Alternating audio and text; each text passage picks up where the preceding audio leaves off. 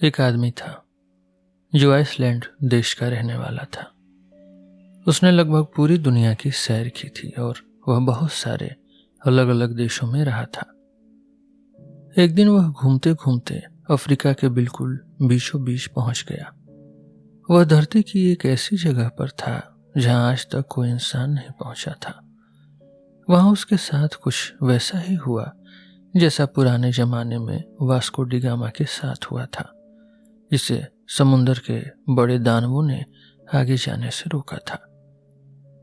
उस आदमी ने दूर से एक बहुत बड़ी मूर्त देखी, एक स्टेचू।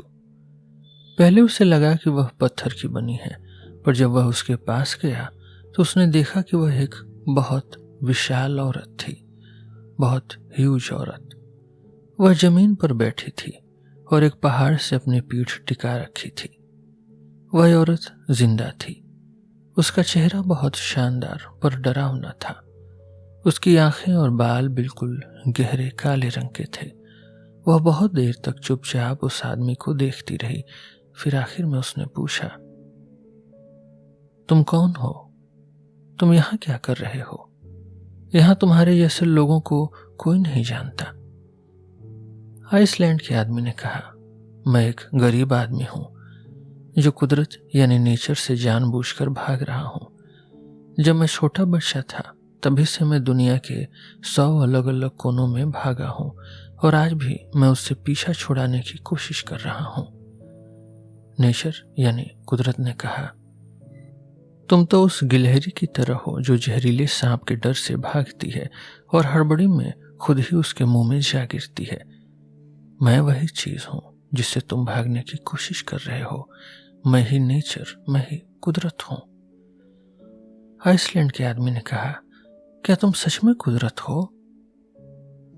कुदरत यानी नेचर ने कहा, हाँ मैं ही हूं। आइसलैंड के आदमी ने कहा, यह सुनकर मुझे बहुत दुख हो रहा है। मुझे लगता है कि मेरे साथ इससे बुरा कुछ नहीं हो सकता। नेचर ने कहा, तुम्हें यह तो सोचना ही चाहिए था कि मैं उन देशों में तो जरूर मिलूंगी जहां मेरी ताकत सबसे ज्यादा है, और तुम मुझसे दूर क्यों भागते हो? आइसलैंड के आदमी ने कहा, आपको यह जानना चाहिए कि जब मैं बहुत छोटा था तभी मुझे समझ आ गया था कि यह जिंदगी बेकार है और लोग बेवकूफ हैं। मैंने देखा कि लोग उन चीजों के पीछे पागलों की तरह भाग रहे हैं जिनसे उन्हें असली खुशी नहीं मिलती। वे खुद को ऐसी चोट पहुंचाते हैं जो सच में बहुत दुख देती है। सच तो यह है कि वे जितना ज्यादा सुख ढूंढने की कोशिश करते हैं, सुख उनसे उतना ही दूर भाग जाता है। इसलिए मैंने तय किया कि मैं अब कोई बड़ा काम नहीं करूंगा। मैं बस एक शांति वाली जिंदगी जीना चाहता था जहां मैं किसी को नुकसान न पहुंचाऊं और अपनी हालत को बेहतर बनाने के लिए किसी से लड़ाई न करूं।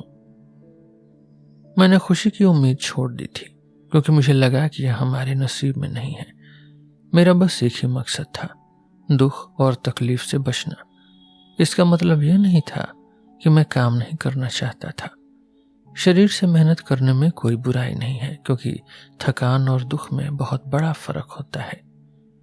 लेकिन जब मैंने इस तरीके से जीना शुरू किया तो मुझे एक कड़वा सबक मिला। मुझे लगा था कि मैं लोगों के बीच चुपचाप रहूंगा तो कोई मुझे कुछ नहीं कहेगा, पर मैं गलत था। भले ही मैं सबको पहले आगे जाने देता था और खुद सबसे छोटी चीज से खुश रहता था, फिर भी मुझे उन लोगों के बीच न चैन मिला और न सुकून। फिर मैंने इस मुसीबत का एक हल निकाला, एक सलूशन। मैंने सोचा कि मैं लोगों से दूर अकेले रहूंगा। मैं अपने देश के एक सुनसान इलाके में चला गया जहां कोई नहीं आता जाता था।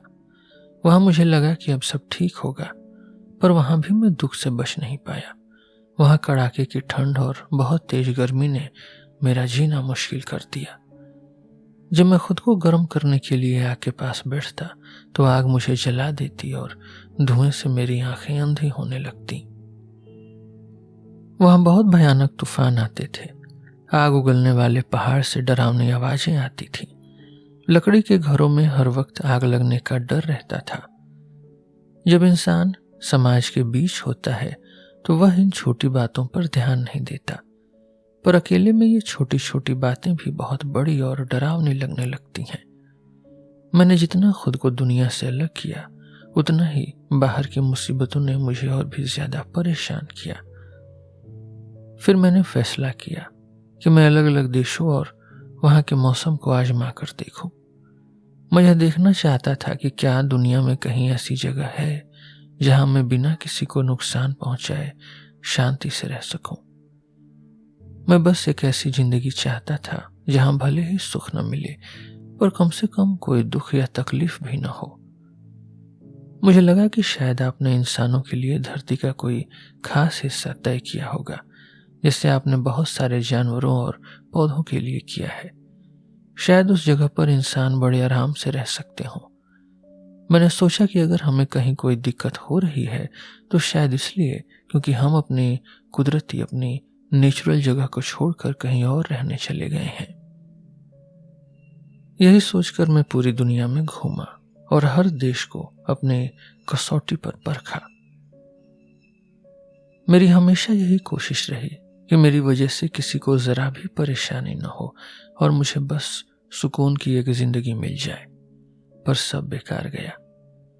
गर्म देशों की तेज धूप ने मुझे जला दिया। ठंडी जगहों की बर्फ ने मुझे जमा दिया। जहां मौसम बार बार बदलता था वहां भी मैं परेशान रहा। हर जगह मुझे कुदरत की मार ही सहनी पड़ी। मैं ऐसी जगहों पर भी रहा जहां एक भी दिन बिना तूफान के नहीं गुजरता था। हे कुदरत, हे नेचर, आप तो उन सीधे साधे लोगों से भी हमेशा लड़ती रहती हैं जिन्होंने आपका कभी कुछ नहीं बिगाड़ा। कहीं आसमान साफ होता था तो वहां बार बार भूकंप आते थे या पहाड़ आग उगलने लगते थे। कहीं तेज समुद्री तूफान और बवंडर सब कुछ तबाह कर देते थे। कभी कभी तो मेरे घर की छत बर्फ के भारी वजन से चरमराने लगती, तो कभी बहुत ज्यादा बारिश की वजह से जमीन मेरे पैरों के नीचे से खिसक जाती। नदियां अपनी सीमा तोड़कर मेरे पीछे ऐसे भागती जैसे मैं उनका कोई दुश्मन हूं। जंगली जानवरों ने बिना किसी वजह के मुझे खाने की कोशिश की। सांपों ने मुझे जहर देने या कुचलने की कोशिश की और छोटे छोटे कीड़ों ने तो मुझे लगभग मार ही डाला था। इंसान के आसपास रोजाना इतने सारे खतरे होते हैं कि मैं उन सब का नाम भी नहीं ले सकता। ये खतरे इतने ज्यादा हैं कि पुराने जमाने के एक ज्ञानी आदमी, एक फिलोसोफर ने तो एक नियम ही बना दिया था कि अगर डर से बचना है तो हर चीज से डरना शुरू कर दो। बीमारी ने भी मेरा पीछा नहीं छोड़ा। मैंने हमेशा अपनी सेहत का ख्याल रखा और कभी भी गलत चीजों या फालतू के मजे के चक्कर में नहीं पड़ा। सच तो यह है कि हमारे शरीर की बनावट बहुत ही अजीब है। एक तरफ तो आपने हमारे अंदर मजे के लिए एक तड़प पैदा कर दी है जिसके बिना जिंदगी अधूरी लगती है, पर दूसरी तरफ आपने यह नियम बना दिया कि यही मजा हमारी सेहत और ताकत के लिए सबसे बुरा है। इससे उम्र कम हो जाती है। भले ही मैंने कोई मजा नहीं किया, फिर भी कई बीमारियों ने मुझ पर हमला किया। कुछ बीमारियों ने तो मेरी जान लेने की कोशिश की, तो कुछ ने मेरे हाथ पैर बेकार करने चाहे। इससे मेरा दुख और भी बढ़ गया। कई महीनों तक मैंने शरीर और मन की बहुत तकलीफ झेली। बीमारी में हमें नए नए तरह के दुख सहने पड़ते हैं, जैसे कि हमारी आम जिंदगी पहले से ही काफी दुखी न हो और आप इसके बदले में हमें कभी कोई बहुत अच्छी सेहत या खुशी वाला समय भी नहीं देती। जहां बर्फ कभी नहीं पिघलती वहां मेरी आंखों की रोशनी चली गई। सूरज और हवा जो जीने के लिए बहुत जरूरी चीजें हैं, वे भी हमें हमेशा परेशान करती रहती हैं। कभी नमी तो कभी बहुत तेज गर्मी हमें नुकसान पहुंचाती है। सच कहूं तो मुझे एक भी ऐसा दिन याद नहीं जब मुझे कोई तकलीफ न हुई हो, पर दूसरी तरफ ऐसे अनगिनत दिन हैं जो बिना किसी खुशी के बीत गए।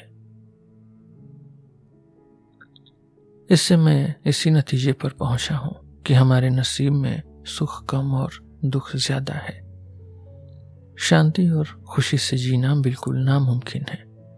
मुझे अब यह यकीन हो गया है कि आप इंसानों और अपनी बनाई हर चीज की दुश्मन हैं। कभी आप हमें ललचाती हैं तो कभी डराती हैं, कभी हमला करती हैं तो कभी हमें मिटा देती हैं। आप बस हमें सताने में लगी रहती हैं। आप अपने ही परिवार की दुश्मन और अपने ही खून की प्यासी बन गई हैं। अब मैंने सारी उम्मीद छोड़ दी है। मुझे समझ आ गया है कि लोगों से तो बचा जा सकता है, पर आपसे बचना नामुमकिन है। आप हमें तब तक सताती रहेंगी जब तक हम मिट्टी में न मिल जाएं। अब बुढ़ापा भी मेरे करीब है, जो अपने साथ ढेरों मुसीबतें लेकर आता है। आपने बचपन से ही हमारे लिए और हर जीव के लिए यह सबसे बड़ी बुराई तय कर रखी है। 25 साल की उम्र के बाद से ही शरीर गिरने लगता है और हम इसे रोक नहीं सकते। जिंदगी का सिर्फ थोड़ा सा हिस्सा जवानी में बीतता है, बाकी पूरी जिंदगी तो बस धीरे धीरे शरीर के खत्म होने और दुखों की कहानी है। नेचर यानी कुदरत कहती है, क्या तुम्हें लगता है कि यह दुनिया सिर्फ तुम्हारे लिए बनाई गई है? अब तुम्हें यह जान लेना चाहिए कि मैंने जो भी काम किए या नियम बनाए, उनमें कभी भी इंसानों की खुशी या दुख के बारे में नहीं सोचा। अगर मेरी वजह से तुम्हें दुख होता है तो मुझे इस बात का पता भी नहीं चलता। नहीं मुझे यह पता है कि मैं तुम्हें खुशी कैसे दे सकती हूँ। मैं जो भी करती हूँ वह तुम्हारे फायदे के लिए नहीं है, जैसा कि तुम सोचते हो। यहाँ तक कि अगर मैं तुम्हारी पूरी नस्ल को ही खत्म कर दूं तो भी मुझे खबर तक नहीं होगी। आइसलैंड के आदमी ने कहा, मान लीजिए कि कोई अजनबी मुझे बहुत जोर देकर अपने घर बुलाए। मैं उसका मान रखने के लिए उसके घर चला जाऊं। वहां पहुंचने पर वह मुझे एक ऐसी सीलन भरी और गंदी जगह पर रखे जिसकी छत कभी भी गिरकर मुझे कुचल सकती हो। मेरा ख्याल रखना तो दूर, वह मुझे जीने के लिए जरूरी चीजें भी न दें। यही नहीं, मान लीजिए कि उसके बच्चे और नौकर मुझे गालियां दें और पीटें। जब मैं मालिक से इस बुरे बर्ताव की शिकायत करूं तो वह कहे, क्या तुझे लगता है कि मैंने यह घर तेरे लिए बनाया है? क्या ये मेरे बच्चे और नौकर तेरी सेवा के लिए हैं? मेरे पास और भी बहुत जरूरी काम है। मैं तुझे खुश रखने के लिए यहाँ नहीं बैठा हूं। तब मैं उसे जवाब दूंगा, मेरे दोस्त, भले ही तुमने यह घर खास मेरे लिए न बनाया हो, पर कम से कम तुमने मुझे यहाँ बुलाया तो न होता। और अब जबकि मैं तुम्हारी वजह से यहाँ हूं, तो क्या यह तुम्हारी जिम्मेदारी नहीं है कि तुम मुझे मुसीबतों और खतरों से बचा कर रखो? मैं आपको भी यही जवाब देता हूं। मुझे अच्छी तरह पता है कि आपने यह दुनिया इंसानों की सेवा के लिए नहीं बनाई। यह मानना ज्यादा आसान है कि आपने इसे हमें तड़पाने के लिए बनाया है, पर मुझे बस यह बताइए कि मैं यहाँ हूं ही क्यों? क्या मैंने इस दुनिया में आने की मांग की थी?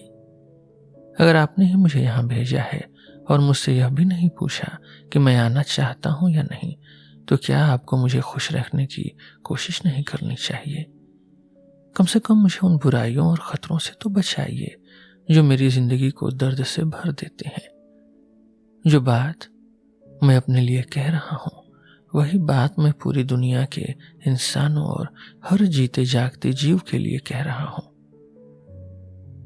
नेचर यानी कुदरत कहती है, तुम भूल रहे हो कि इस दुनिया की जिंदगी एक पहिए की तरह है। यहाँ चीजें बनती हैं और फिर टूट जाती हैं। ये दोनों काम एक दूसरे की मदद करते हैं। इसी तरीके से पूरी दुनिया बची हुई है।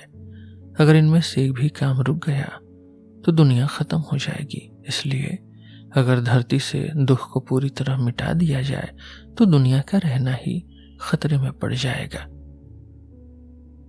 आइसलैंड के आदमी ने कहा, सभी ज्ञानी लोग, सभी फिलोसोफर्स यही कहते हैं, पर मेरा एक सवाल है।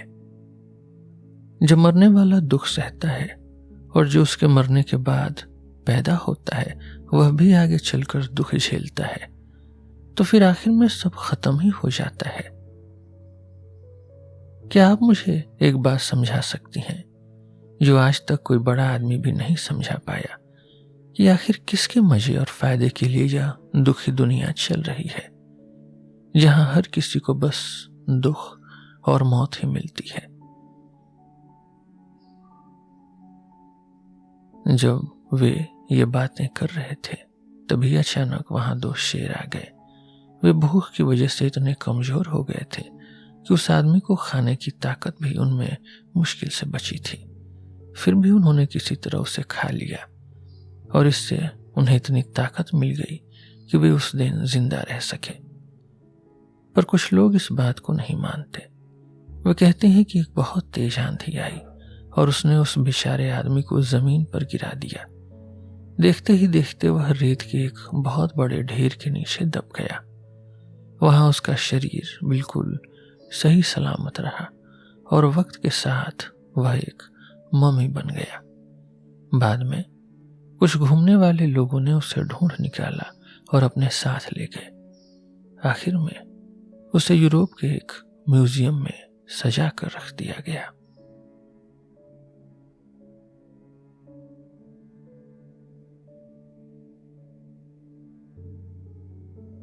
इस एपिसोड में बस इतना ही।